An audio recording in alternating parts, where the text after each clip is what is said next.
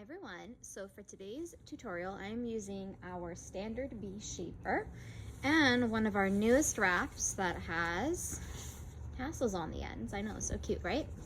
So we're gonna start off by folding the wrap about, let's say, 2/3 of the way underneath itself, and then putting it on, keeping your tails at even lengths on both sides.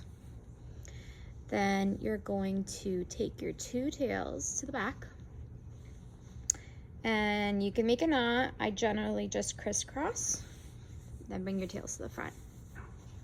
You're gonna fold these portions into itself, so when you bring it up, they're more likely to just stay hidden, like so. Bring up your two tails and then you're gonna make a knot.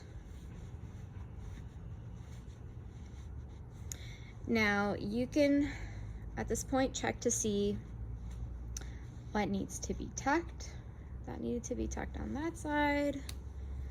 This side, this one needs to be tucked. You can flatten these out or keep them a little bit wider, whatever your preference is. Then I'm gonna do my detail on my left side. What I'm gonna do is the one that's already hanging down here, I'm going to open up and make sure that the top printed side is the one that's showing, and I'm gonna take this side and tuck it into here, and then this one and tuck it into here, and then that's what's gonna keep it in place. Then we're gonna bring over this one and we're gonna do the same thing. Open it up, take this portion, tuck it into the back, like into this side tail, and then we're going to take this one and tuck it in here as well.